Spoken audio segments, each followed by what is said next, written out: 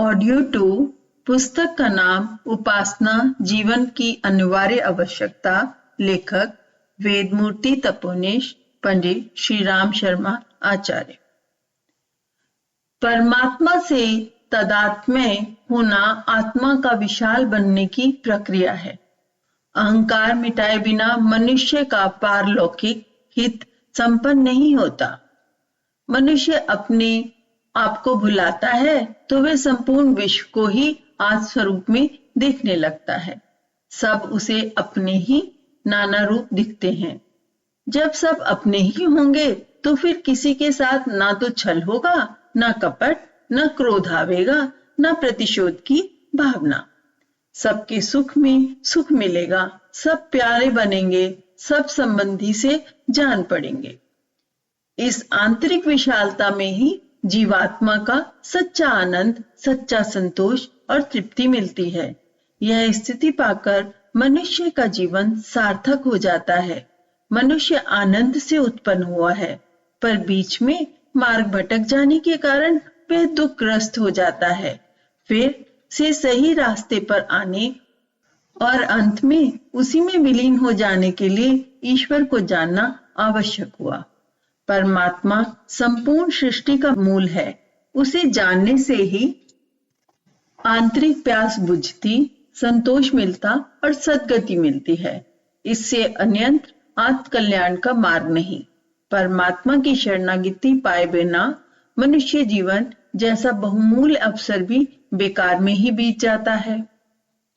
उपासना अनिवार्य है और आवश्यक भी। इस संसार में जो कुछ शुभ है, श्रेष्ठ है, मंगलमय है, वे सब परमात्मा का ही वैभव है। गीता में अपनी विभूतियों का वर्णन करते हुए बताया है कि जो कुछ इस संसार में श्रेष्ठ दिखाई पड़ता है उसे भगवान की ही विभूति जानना चाहिए। परमात्मा के जितने ही समीप पहुंचते हैं उतनी ही श्रेष्ठताएं हमारे अंतःकरण में उपजती तथा बढ़ती हैं। उसी अनुपात में आंतरिक शांति भी उपलब्ध होती चली जाती है। हिमालय की ठंडी हवाएं उन लोगों को अधिक शीतलता प्रदान करती हैं जो उस क्षेत्र में रहते हैं। इसी प्रकार आग की भट्टियों के समीप काम करने वालों को गर्मी अधिक अनुभव होती है। जीव ज्यों तो परमात्मा के निकट पहुंचता जाता है त्यों तो उसे उन विभूतियों के अपने में अनुभव होने लगता है जो उस परम प्रभु से ओतप्रोत है। उपासना का अर्थ है पास बैठना। परमात्मा के पास बैठने से ही ईश्वर उपासना हो सकती है। साधारण वस्तुएं तथा प्राणी अपनी विशेषताओं की छाप दूसरों पर छोड़ते हैं, तो परमात्मा के समीप बैठने वालों पर देवी विशेषताओं का प्रभाव क्यों ना पड़ेगा। पुष्प वाटिका में जाते ही फूलों की सुगंधी से चित्त प्रसन्न होता है। चंदन के वृक्ष अपने समीपवर्ती वृक्षों को भी सुगंधित बनाते हैं। सज्जनों के सत्संग से साधारण व्यक्तियों की मनोभावनाएं सुधरती हैं। फिर परमात्मा अपनी महत्ता की छाप उन लोगों पर क्यों न छोड़ेगा जो उसकी समीपता के लिए प्रयत्नशील रहते हैं। आत्मा को परमात्मा के निकट पहुंचने पर वही बात बनती है जैसे गर्म लोहे और ठंडे लोहे के एक साथ बांधने से होती है। गर्म लोहे की गर्मी ठंडे लोहे में जाने लगती है और थोड़ी ही देर में ठंडा लोहा गर्म होकर एक जैसे तापमान का सरीखा हो जाता है। दो तालाब जब तक अलग अलग रहते हैं तब तक उनके पानी का स्तर ऊंचा नीचा बना रहता है, पर जब बीच में एक नाली निकालकर उन दोनों को आपस में जोड़ दिया जाए तो अधिक भरे हुए तालाब का पानी दूसरे कम पानी वाले तालाब में चलने लगता है और ये प्रक्रिया तब तक चलती रहती है जब तक दोनों का जल स्तर समान नहीं हो जाता। जलाशयों का मिलना या गर्म ठंडे लोहे का परस्पर मिलना जिस प्रकार एक रूपता की स्थिति उत्पन्न करता है, उसी प्रकार उपासना द्वारा आत्मा और परमात्मा का मिलन होने पर जीव में दैवी गुणों की तीव्र गति से अभिवृद्धि होने लगती है। किसी व्यक्ति की उपासना सच्ची है या झूठी है, उसकी एक ही परीक्षा है कि अंतरात्मा में संतोष, प्रफुल्लता, आशा, विश्वास और सद्भावना का कितनी मात्रा में अवतरण हुआ। यदि वह गुण नहीं आए और हीन वृत्तियां ही मन को घेरे हुए हैं तो समझना चाहिए कि वह व्यक्ति पूजा पाठ चाहे कितना ही क्यों ना करता हो, पर उपासना से अभी दूर है। पूजा पाठ अलग बात है, उपासना अलग। उपासना के लिए पूजा पाठ से कर्म कांड के चिन्ह पूजा करते रहने मात्र से उपासना को उद्देश्य पूरा नहीं होता। जीव को जीवन धारण करने के लिए शरीर की आवश्यकता होती है, पर शरीर ही जीवन नहीं है। जीव विहीन शरीर देखा तो जा सकता है, पर उसका कोई लाभ नहीं। इस प्रकार उपासना विहीन पूजा होती तो है, लेकिन उससे कुछ प्रयोजन सिद्ध नहीं होता।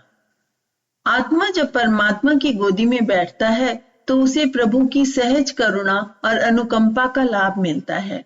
उसे तुरंत ही निर्भयता और निश्चिंता की प्राप्ति होती है। हानि, घाटा, रोग, शोक, विक्षोभ, चिंता, असफलता और विरोध की विभिन्न स्थितियों में से उसे विचलित होने की आवश्यकता नहीं पड़ती। उसे इन प्रतिकूलताओं में भी अपने हित साधन का कोई विधान छिपा दिखाई पड़ता है। वस्तुतः विपन्नता हमारी त्रुटियों का शोधन करने और पुरुषार्थ को बढ़ाने के लिए ही आती है। आलस्य और प्रमाद को, अहंकार और मत्सर को मनुभूमि से हटाना ही प्रतिकूलताओं का उद्देश्य होता है। सच्चे आस्तिक को अपने प्रिय परमेश्वर पर सच्ची आस्था होती है और वह अनुकूलताओं की तरह प्रतिकूलताओं का भी खुले हृदय से स्वागत करता है। माता मधुर मिष्ठान खिलाती है और आवश्यकता पड़ने पर कड़वी दवा भी खिलाती है। दुलार से गोदी में उठाए फिरती है और फिर जब आवश्यकता समझती है तो डॉक्टर के पास सुई लगाने या ऑपरेशन कराने के लिए भी ले जाती है। माता की प्रत्येक क्रिया बालक के कल्याण के लिए होती है। परमात्मा की ममता जीवों के प्रति माता से भी अधिक है। प्रतिकूलताएं प्रस्तुत करने में उसकी उपेक्षा या निष्ठुरता नहीं, हित कामना ही छिपी रहती है। अपनी कठिनाइयों को हल करने मात्र के लिए अपनी सुविधाएं बढ़ाने की लालसा मात्र से जो प्रार्थना पूजा करते हैं, वे उपासना के तत्व ज्ञान से अभी बहुत पीछे हैं। उन्हें उन बालकों में गिना जाना चाहिए जो प्रसाद के लालच में मंदिर जाया करते हैं। ऐसे बच्चे वह आनंद कहाँ पाते हैं जो भक्ति रस में निमग्न एक भावनाशील आस्तिक को प्रभु के सम्मुख अपना हृदय खोलते और मस्तक झुकाने में आता है। प्रभु के चरणों में अपनी अंतरात्मा को अर्पण करने वाले भावविभोर भक्त और प्रसाद की मिठाई लेने के उद्देश्य से खड़े हुए भिखमंगे में जो अंतर होता है, वही सच्चे और झूठे उपासकों में होता है। एक का उद्देश्य परमार्थ है और दूसरे का स्वार्थ। स्वार्थी को कहीं भी सम्मान नहीं मिलता। परमात्मा की दृष्टि में भी ऐसे लोगों का क्या कुछ मूल्य होगा? लोहार अपनी दुकान पर लोहे के टुकड़ों को तरह तरह की चीजें बनाता है। उन टुकड़ों को वह कभी गर्म करके भट्टी में तपाता है और कभी पानी में डालकर ठंडा कर लेता है। इस विसंगति को देखकर कोई भोला मनुष्य असमझ में पड़ सकता है कि लोहार ने इस दुमुही प्रक्रिया को क्यों अपना रखा है। पर वह कारीगर जानता है कि लोहे के टुकड़े को बढ़िया उपकरण की शक्ल में परिणित करने के लिए दोनों ही प्रकार की ठंडी और गर्म प्रणालियों का प्रयोग होना आवश्यक है। मनुष्य के जीवन में भी सुख दुख का, धूप छां का अपना अपना महत्व है। एक दिन की अंधेरी उजेली विसंगतियां ही तो काल क्षेत्र का एक सर्वांगपूर्ण विधान प्रस्तुत करती हैं। यदि मनुष्य सदा सुखी रहे तो निश्चय ही उसकी आंतरिक प्रगति रुक जाएगी। जो झटके प्रगति के लिए आवश्यक हैं, उन्हें ही हम कष्ट कहते हैं। इन्हें सच्चा भक्त कड़वी औषधि की तरह ही शिरोधार्य करता है। सन्निपात का मरीज जैसे डॉक्टर को गाली देता है, वैसी भूल समझदार आस्तिक ईश्वर के प्रति नहीं कर सकता। विपन्नता की स्थिति में धैर्य न छोड़ना, मानसिक संतुलन नष्ट न होने देना, आशा पुरुषार्थ को न छोड़ना आस्तिकता का प्रथम चिन्ह है। जिसे परमात्मा जैसी अनंत सत्ता के साथ बैठने का सौभाग्य प्राप्त है, वह किसी भी व्यक्ति या परिस्थिति से क्यों डरेगा, क्यों अधीर होगा? क्यों निराश और कातरता प्रकट करेगा। धैर्य और साहस की अजरस धारा उसके मन क्षेत्र में उठती ही रहनी चाहिए। जो आस्तिक है उसकी आशा कभी क्षीण नहीं हो सकती। वह केवल उज्जवल भविष्य पर ही विश्वास रखता है। अहंकार अनाम तत्व है। आत्मपरायण व्यक्ति के चारों ओर प्रकाश, केवल प्रकाश ही रहना चाहिए। उसे झुंझलाने और खीन होने की आवश्यकता क्यों पड़ेगी। आस्तिकता माने आत्मविश्वास। परमात्मा पर विश्वास करने वाले को अपने भविष्य सदा उज्जवल और प्रकाशमान दिखाई देगा। उपासना का दूसरा प्रतिफल है श्रेष्ठताओं में वृद्धि। चूंकि परमात्मा समस्त श्रेष्ठताओं का केंद्र है, उसका सानिध्य आत्मा को दिन दिन उत्कृष्ट बनाता चलता है। भक्त को अपना भगवान सब में दिखाई पड़ता है, इसलिए वह हर किसी में अच्छाइयां ही देखता है और उनकी चर्चा या विचारणा करते हुए अपने आनंद दूसरों के सद्भाव को बढ़ाता है। निंदा और ईर्ष्या असुरता के दो प्रधान अस्त्र हैं। इनका प्रयोग उसी पर किया जा सकता है जिसके प्रति परायपन का, शत्रुता का भाव रहे। जब सब अपने हैं तो अपनों की निंदा कैसी, अपनों से ईर्ष्या कैसी। बुराई को तोड़ने के लिए नहीं, अच्छाई को बढ़ाने के लिए उसे के प्रयत्न होते हैं। अच्छाई को बढ़ाना ही वस्तुतः बुराई को तोड़ना है। बुराई तोड़ दी जाए और उसके स्थान पर अच्छाई की स्थापना ना हो तो टूटी हुई बुराई फिर उपज आती है। आस्तिकता का दृष्टिकोण अच्छाई को बढ़ाना होता है ताकि बुराई के लिए कोई गुंजाइश ही ना रहे। वह सदा अच्छाई की ही चर्चा करेगा, प्रेम से दृढ़ता को परास्त करेगा। दुष्टता करके प्रेम के अंकुरों को जला देना असज्जनों का काम है। आस्तिक असज्जन नहीं हो सकता। प्रेम, करुणा, आत्मीयता और सौजन्य के अजस्र धाराएं परमात्मा से प्रवाहित होती रहती हैं। प्राणिमात्र का पोषण, संरक्षण एवं संवर्धन इन्हीं विशेषताओं के द्वारा तो वह करता है। ऐसे प्रभु के समीप बैठने वाले में, उपासना करने वाले में यही विशेषताएं अवतरित होती हैं। अपने भाई बहनों के प्रति, प्राणिमात्र के प्रति अनंत करुणा और आत्मीयता की भावनाएं उपासक के अंतःकरण में उद्भूत होती रहती हैं। उनका चरितार्थ करके वह अपने जीवन को यशस्वी बनाता है और मना क्षेत्र में धारण किए रहकर अनंत शांति का अनुभव करता है। परमात्मा की उपासना का प्रतिफल पाने के लिए प्रतीक्षा उन्हें करनी पड़ती है जो पुरुषार्थ और प्रतिभा के मूल्य पर मिलने वाली भौतिक संपदाओं को परमात्मा से मुफ्त में ही पाने की आशा लगाए हुए दीनहीन भिक्षुक की तरह बैठे रहते हैं।